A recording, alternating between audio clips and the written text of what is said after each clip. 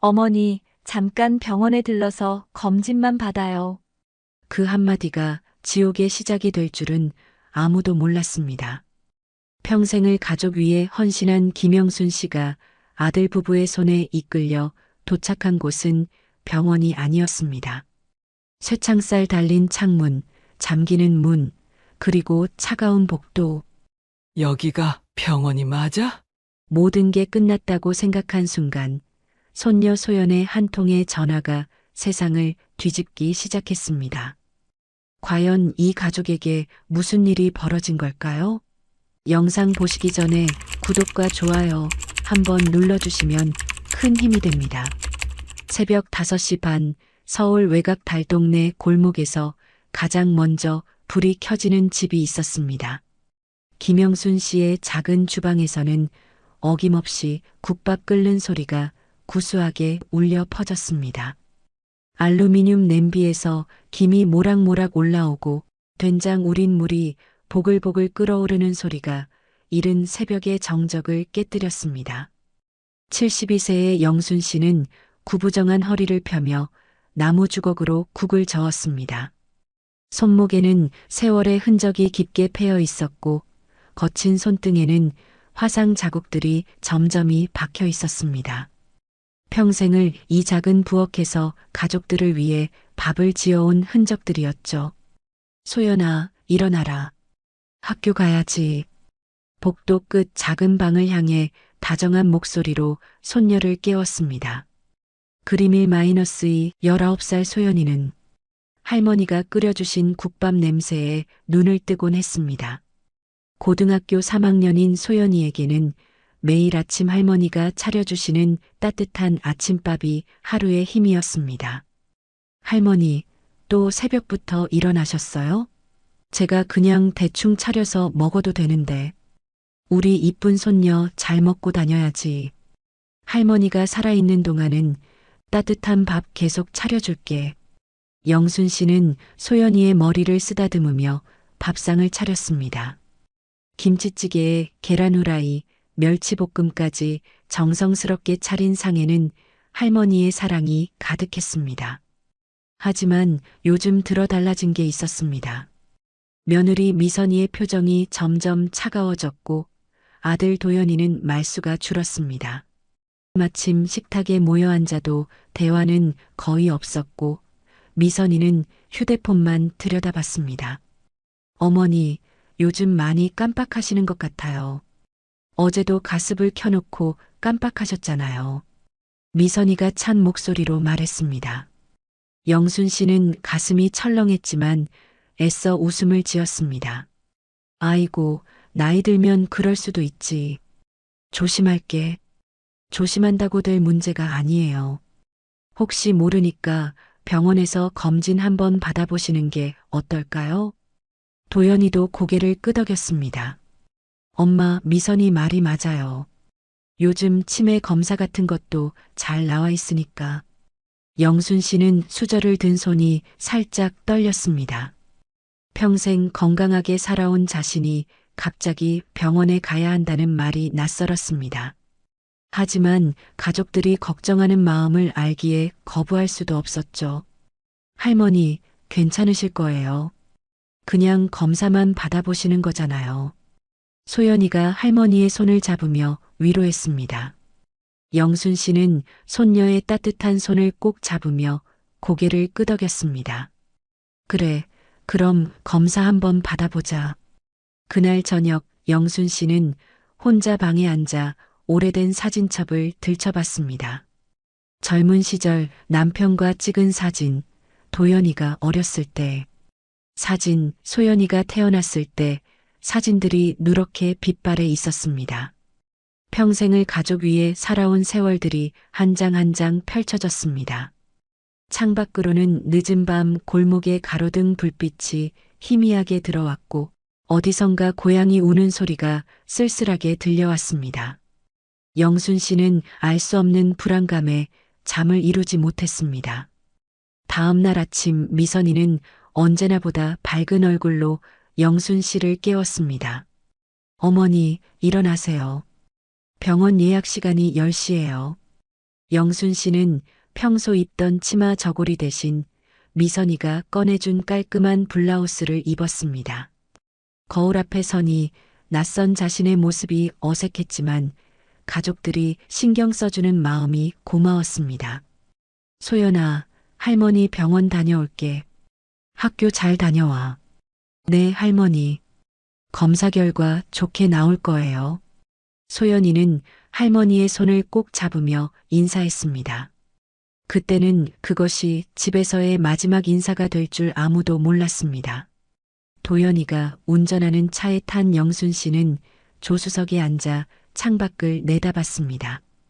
처음에는 익숙한 시내 풍경이 지나갔지만 시간이 지날수록 차는 점점 한적한 길로 접어들었습니다.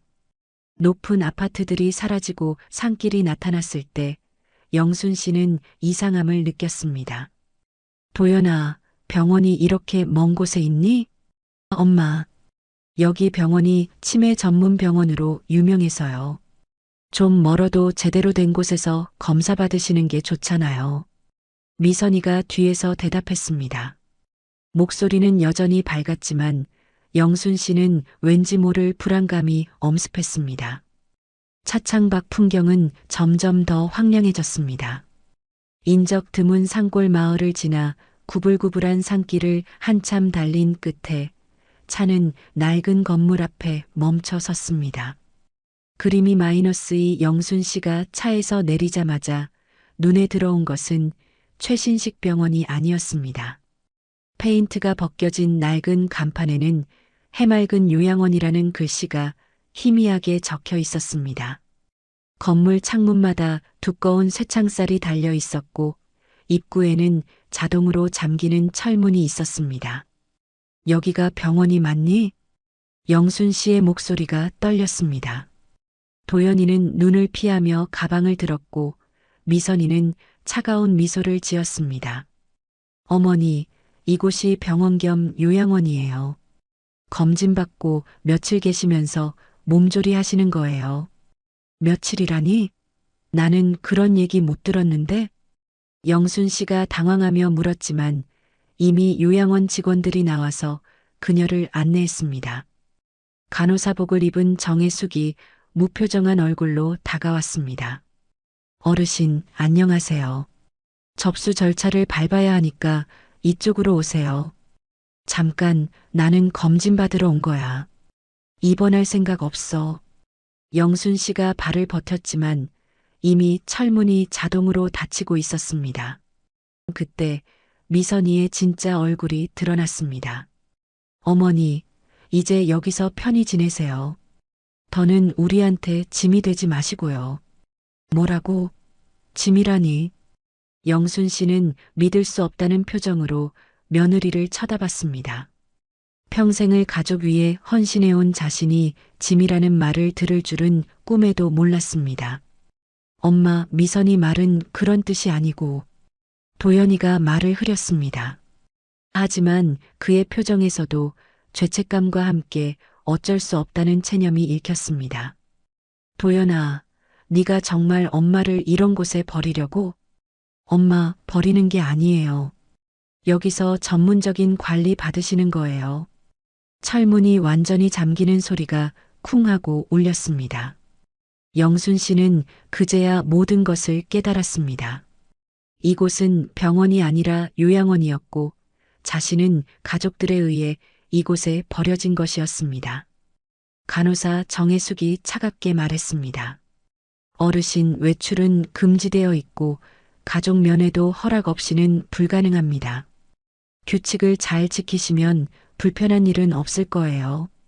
영순 씨는 쇠창살 너머로 떠나가는 아들의 차를 바라봤습니다.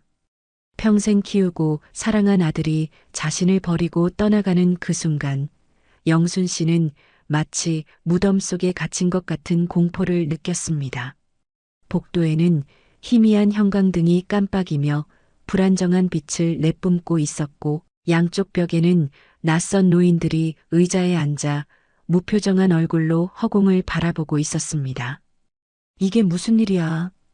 영순 씨의 작은 중얼거림이 텅 빈 복도에 메아리 쳤습니다. 발걸음 소리마저 이상하게 울렸고 어딘가에서 나는 소독약 냄새가 코를 찔렀습니다.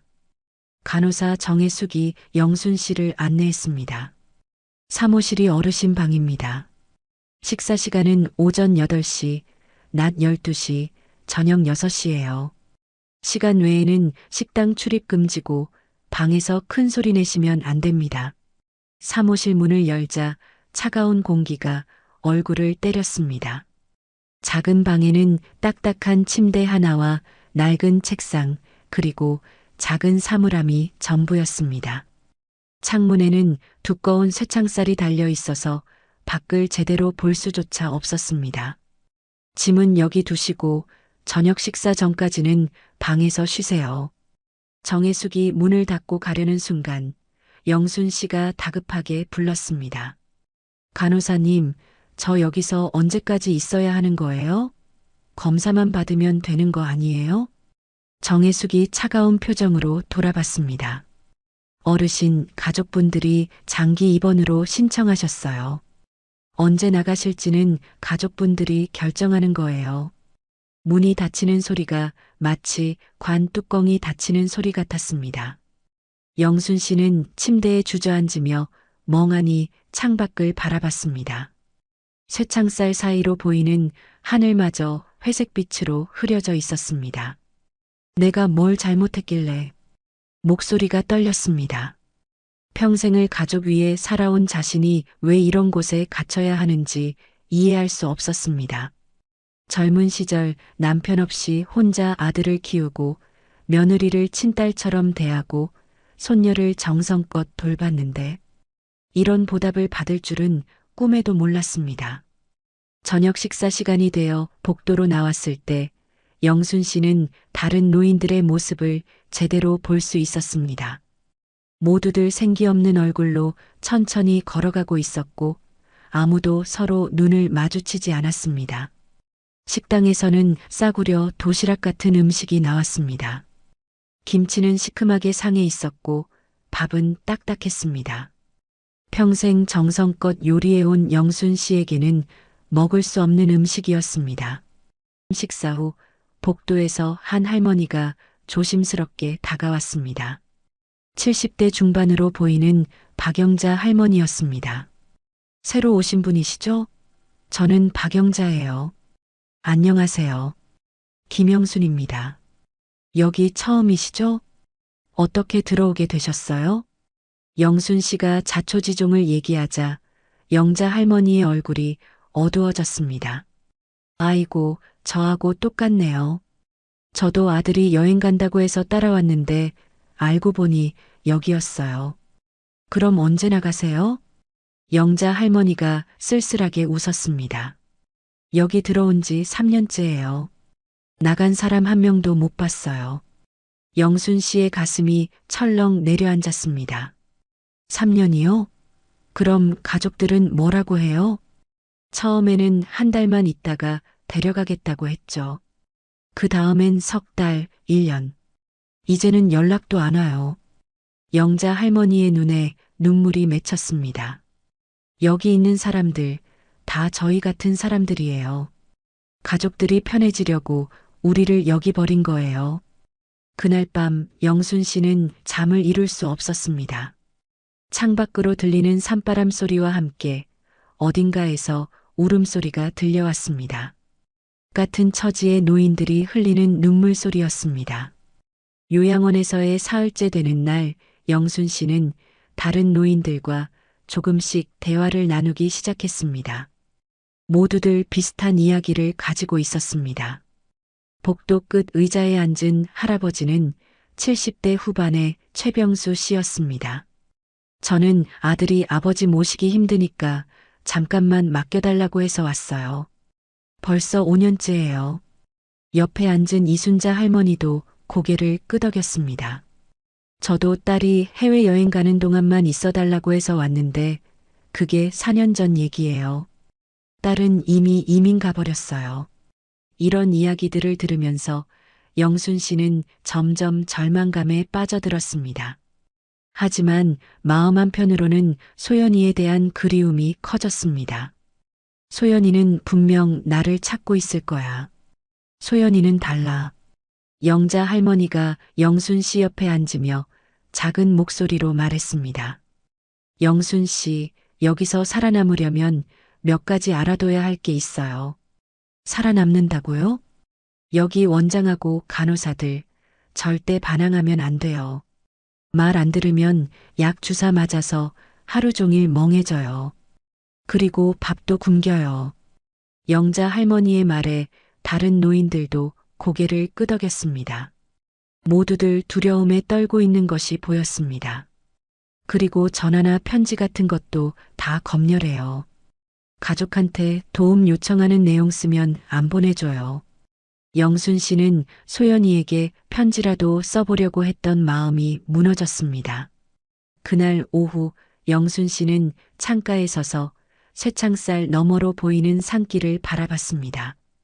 어디선가 자동차 소리가 들리면 혹시 소연이가 날 데리러 온 건 아닐까 하는 희망을 품었지만 지나가는 차들은 모두 그냥 지나쳐버렸습니다. 저녁 식사 시간 영순 씨는 차가운 밥과 김치를 먹으며 집에서 정성껏 차려준 아침 식사를 떠올렸습니다.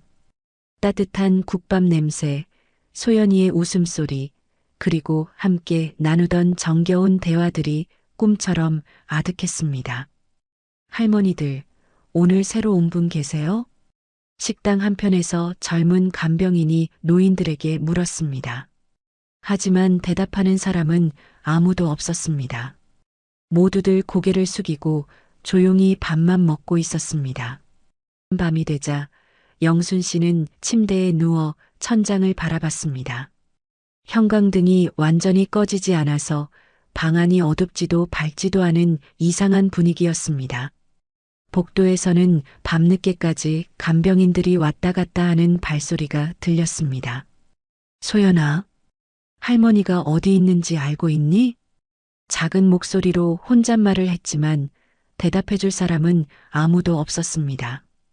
옆방에서 누군가 흐느끼는 소리가 들려왔고 영순 씨도 모르게 눈물이 뺨을 타고 흘러내렸습니다. 그때 영자 할머니가 조심스럽게 방문을 두드렸습니다. 영순 씨, 잠깐 나와보세요.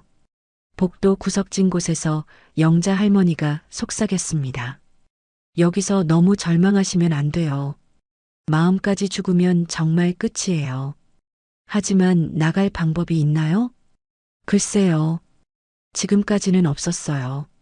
하지만 영순 씨는 뭔가 다른 것 같아요. 손녀분이 정말 할머니를 사랑한다고 하셨잖아요.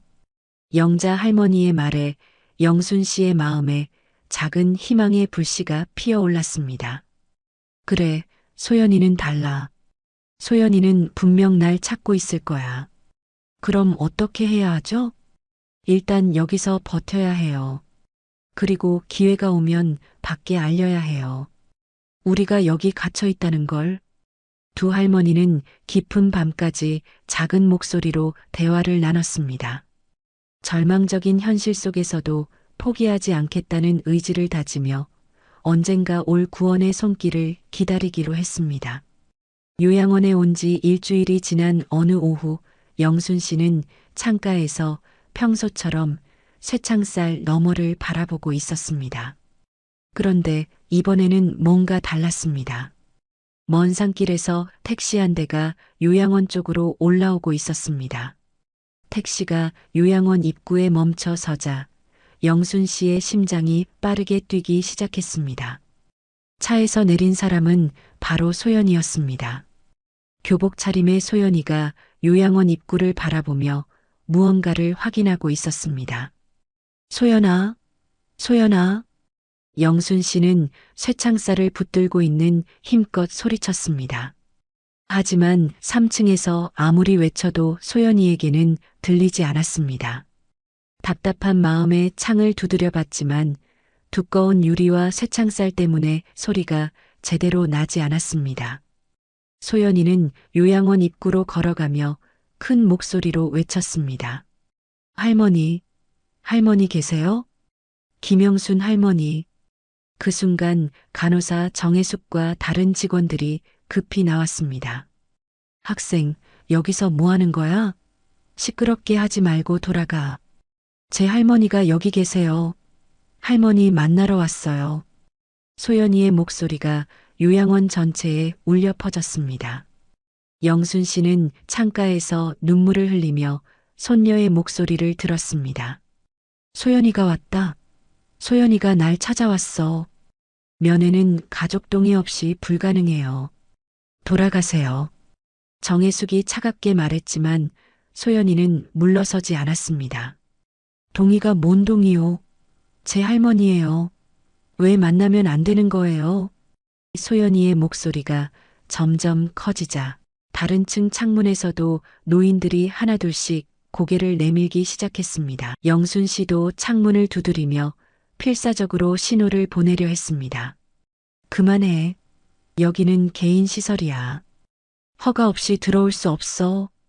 경비원까지 나와서 소연이를 막으려 했지만 소연이는 더욱 큰 소리로 외쳤습니다. 할머니, 소연이가 왔어요. 할머니. 그 순간 영순 씨는 온 힘을 다해 창문을 두드렸습니다. 쾅쾅쾅 소리가 크게 났고 마침내 소연이가 3층 창문 쪽을 올려다봤습니다. 쇠창살 사이로 보이는 할머니의 모습을 본 소연이의 얼굴이 경악으로 일그러졌습니다. 할머니. 소연이는 즉시 휴대폰을 꺼내 요양원과 할머니의 모습을 촬영하기 시작했습니다. 이게 뭐예요? 할머니를 왜 감금해놨어요? 직원들이 당황하며 소연이에게 달려들었지만 이미 늦었습니다. 소연이는 재빨리 촬영을 마치고 택시로 뛰어갔습니다. 학생, 휴대폰 내놔. 하지만 소연이는 이미 택시에 올라탔고 택시는 빠르게 산길을 내려갔습니다. 영순 씨는 창가에서 멀어져가는 택시를 바라보며 가슴이 벅차올랐습니다. 절망 속에서도 포기하지 않고 자신을 찾아온 손녀가 고마웠습니다. 그날 저녁 요양원은 비상사태였습니다. 원장 한기철이 직원들을 불러 모아 회의를 했고 간호사들은 노인들을 더욱 엄격히 통제하기 시작했습니다. 앞으로 창문 근처에 가는 것도 금지예요. 외부인이 오면 절대 반응하지 마세요. 하지만 영순 씨의 마음에는 희망이 생겼습니다. 소연이가 진실을 알았고 분명 무언가 행동을 취할 것이라고 믿었습니다. 소연아, 부탁한다. 할머니를 여기서 구해줘. 그날 밤 영순 씨는 오랜만에 편안한 잠을 잤습니다. 꿈속에서 소연이와 함께 집으로 돌아가는 모습을 그리며 말입니다. 소연이가 다녀간 지 이틀 후 요양원에 예상치 못한 방문객들이 나타났습니다. 미선이와 도연이가 급히 차에서 내리며 요양원으로 들어왔습니다. 두 사람의 표정은 심상치 않았습니다. 어머니를 당장 만나게 해주세요. 미선이가 접수처에서 큰 소리로 말했습니다. 평소 냉정하던 모습과는 달리 상당히 당황한 기색이 역력했습니다. 가족분들이시군요. 원장님이 기다리고 계십니다.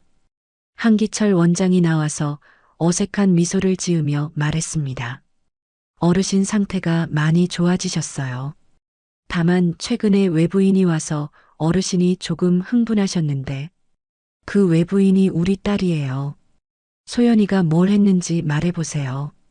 도연이가 긴장한 목소리로 물었습니다. 그때 복도 끝에서 영순 씨가 나타났습니다. 일주일 만에 본 아들과 며느리의 모습에 복잡한 감정이 얽혔습니다. 반가움보다는 분노와 배신감이 먼저 올라왔습니다. 너희들이 나를 여기 버렸구나. 영순 씨의 첫마디는 원망이었습니다. 도연이는 눈을 피하며 대답했습니다. 엄마, 버린 게 아니에요. 여기서 전문적인 관리를 받으시는 거예요. 전문적인 관리? 감옥에 가둬놓고 무슨 전문적인 관리야. 영순 씨의 목소리가 복도에 울려 퍼졌습니다. 다른 노인들도 하나둘씩 복도로 나와 상황을 지켜봤습니다. 그때 요양원 입구에서 또 다른 목소리가 들려왔습니다. 할머니, 소연이가 뛰어들어왔습니다. 학교가 끝나자마자 곧장 달려온 것 같았습니다. 엄마, 아빠, 할머니를 왜 이런 곳에 가둬놨어요? 소연이의 목소리는 분노로 떨리고 있었습니다. 미선이가 당황하며 말했습니다. 소연아, 이건 네가 이해할 수 있는 문제가 아니야. 어른들끼리 결정한 거야. 이해할 수 없는 게 뭐가 있어요? 할머니를 속여서 이런 곳에 버려놓고 버린 게 아니라니까. 할머니가 치매 기운이 있으셔서. 할머니가 언제 치매에 걸렸어요? 멀쩡하신 할머니를 치매라고 거짓말해서 여기 가둬놓은 거잖아요. 소연이의 정확한 지적에 도연이와 미선이는 할 말을 잃었습니다. 로비 한가운데에서 가족 간의 격렬한 언쟁이 벌어졌습니다. 영순 씨는 소연이 편에 서서 아들 부부를 향해 분노를 표출했습니다. 도연아, 내가 너를 이렇게 키웠니? 엄마를 거짓말로 속여서 이런 곳에 버리다니. 엄마, 우리도 어쩔 수 없었어요. 회사 일도 바쁘고 집안 경제도 어려우니까. 그럼 엄마를 짐 취급해도 된다는 거냐? 미선이가 참다 못해 진심을 드러냈습니다. 어머니, 솔직히 말하면 어머니 때문에 집안이 너무 힘들었어요. 병원비도 많이 들고 돌볼 사람도 필요하고 우리도 살아야 한다고요. 그 순간 로비가 조용해졌습니다. 영순 씨는 믿을 수 없다는 표정으로 며느리를 바라봤습니다. 내가 언제 병원에 간다고 했니? 언제 돌봐달라고 했니? 어머니가 말씀을 안 하셔도 나이 드시면 당연히. 당연하긴 뭐가 당연해. 내가 평생 너희들 위해 산 게 이런 취급 받으려고였어? 영순 씨의 목소리가 절규에 가까웠습니다. 소연이는 할머니를 꼭 끌어안으며 눈물을 흘렸습니다. 할머니, 저는 할머니 편이에요. 제가 할머니 모실게요. 한기철 원장이 상황을 정리하려고 나섰지만 이미 가족 간의 감정은 폭발 직전이었습니다. 이날의 갈등은 모든 것을 바꿔놓는 전환점이 되었습니다. 그날 밤 집에 돌아간 소연이는 잠을 이루지 못했습니다. 할머니가 쇠창살 뒤에서 절망적인 표정으로 자신을 바라보던 모습이 머릿속을 떠나지 않았습니다. 이대로 둘 수는 없어. 소연이는 휴대폰을 꺼내 요양원에서 촬영한 영상들을 다시 확인했습니다. 쇠창살 뒤에 할머니, 면회를 거부하는 직원들, 그리고 감금 상태나 다름없는 요양원의 모습들이 생생하게 담겨 있었습니다. 다음 날 새벽 소연이는 인스타그램과 유튜브에 영상을 올렸습니다. 제목은 우리 할머니가 요양원에 감금당했습니다였습니다. 안녕하세요. 고3 학생 김소연입니다.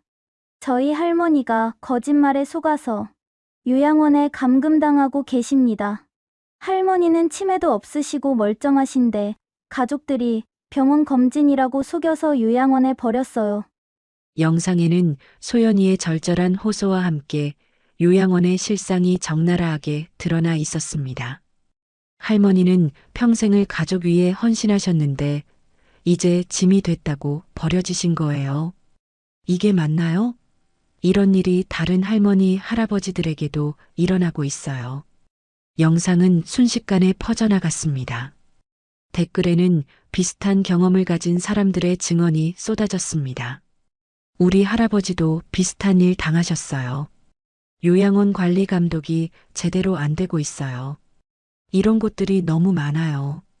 하루 만에 조회수가 30만을 넘었고 각종 온라인 커뮤니티로 퍼져나갔습니다. 이틀째 되는 날 언론에서 연락이 오기 시작했습니다. MBC 탐사기획팀입니다. 영상 보고 연락드렸는데 취재 협조 가능하신가요? 곧이어 경찰과 시청 관계자들이 요양원에 나타났습니다. 한기철 원장은 얼굴이 창백해져서 직원들에게 지시했습니다. 모든 서류 정리하고 노인들한테 함부로 말하지 말라고 해. 하지만 이미 늦었습니다. 소연이의 영상이 사회적 파장을 일으키면서 같은 처지의 가족들이 나서기 시작했습니다. 요양원 앞에는 피켓을 든 시민들이 모여들었습니다. 노인 인권을 지켜라. 불법 감금 요양원 폐쇄하라. 미선이와 도연이도 공경에 처했습니다. 직장에서도 소문이 퍼졌고 소연이의 학교에서도 화제가 되었습니다.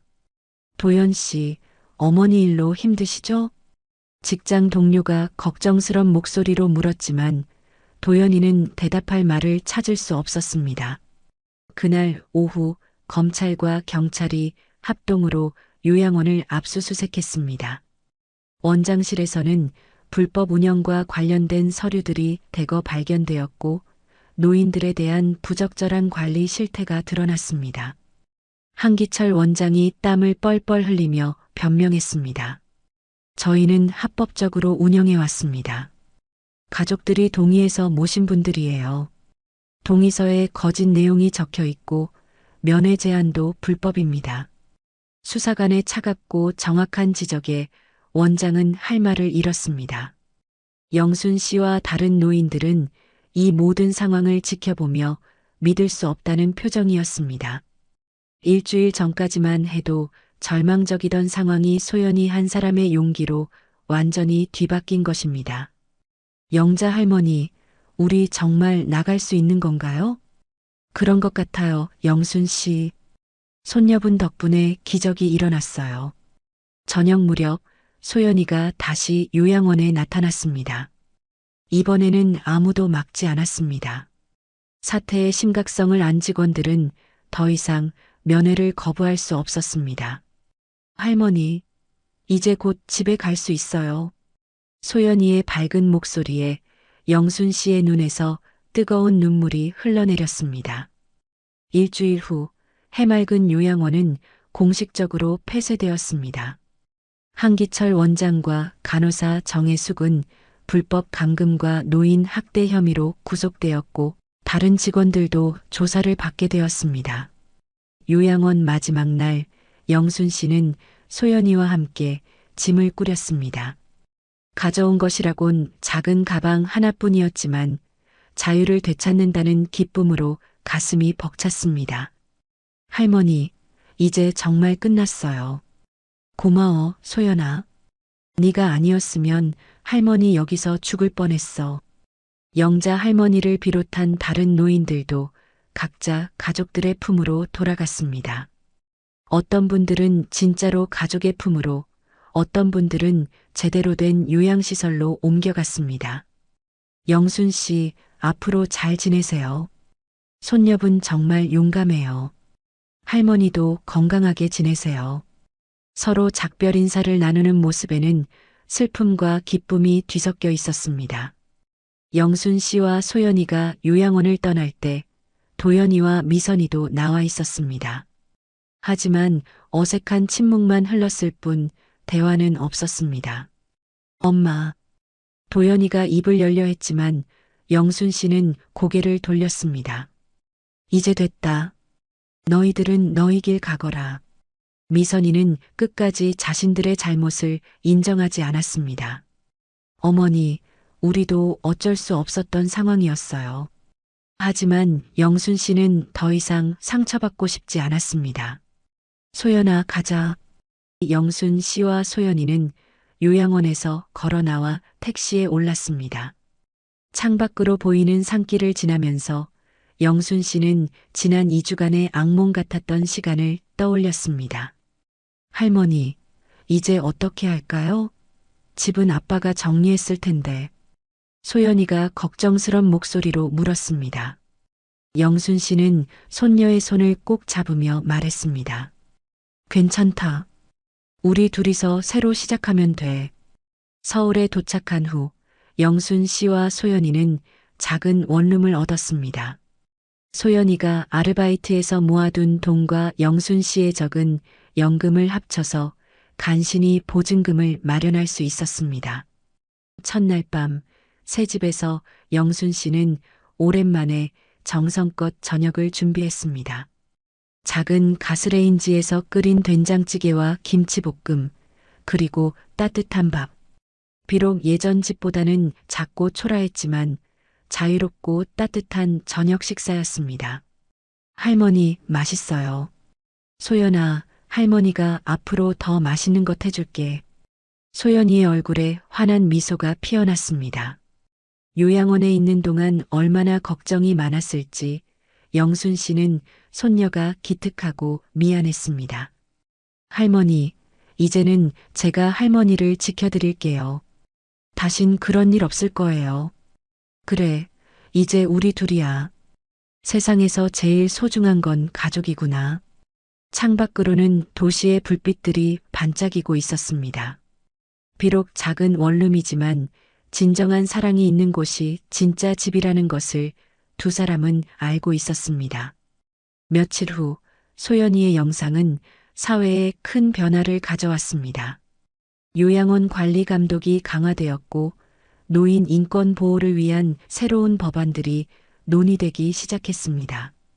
소연이는 여러 시민단체로부터 상장을 받았고 대학 입학에서도 좋은 평가를 받았습니다. 한 달이 지난 어느 날 도연이가 조심스럽게 찾아왔습니다.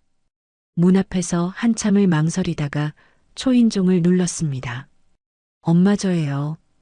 영순 씨는 문을 열었지만 표정은 여전히 차갑했습니다. 도연이의 얼굴에는 후회와 미안함이 가득했습니다.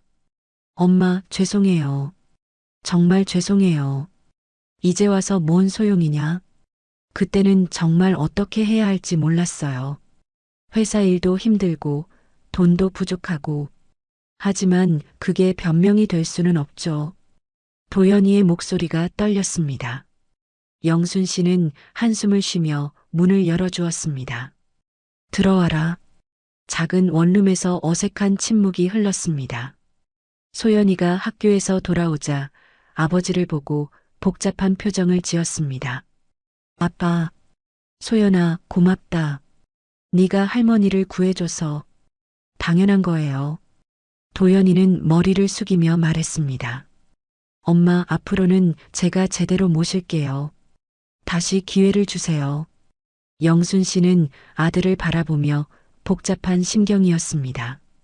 분노도 있었지만 그래도 평생 키운 자식이었습니다. 도연아, 엄마는 이제 소연이하고 잘 살고 있다. 너희는 너희 생각대로 살아라. 엄마. 하지만 가끔씩은 안부 정도 물어봐도 된다. 그 말에 도연이의 눈에서 눈물이 흘렀습니다. 그로부터 몇 개월 후 소연이는 대학에 합격했습니다. 사회복지학과에 특별 전형으로 입학하게 된 것입니다. 할머니와 함께 겪은 일이 자신의 꿈을 찾게 해주었습니다. 할머니, 저 사회복지사가 돼서 할머니 같은 분들 도와드릴래요. 그래, 소연아. 네가 자랑스럽다. 영순 씨는 손녀를 바라보며 흐뭇한 미소를 지었습니다. 힘든 시간을 겪었지만 그 과정에서 소연이가 더욱 단단하고 따뜻한 사람으로 성장한 것 같았습니다. 저녁 무렵 할머니와 손녀는 손을 잡고 근처 공원을 산책했습니다. 석양이 지는 하늘 아래 두 사람의 모습은 평온하고 행복해 보였습니다. 할머니, 행복하세요? 물론이지. 너와 함께 있으니 세상에서 제일 행복해. 저도요, 할머니. 그들의 이야기는 많은 사람들에게 용기와 희망을 주었습니다. 가족의 진정한 의미가 무엇인지, 사랑이 얼마나 소중한지를 일깨워준 이야기였습니다. 그리고 한 소녀의 용기가 어떻게 세상을 바꿀 수 있는지 보여준 감동적인 복수의 완성이었습니다. 할머니를 지켜준 소연이에게 댓글로 칭찬 부탁드립니다.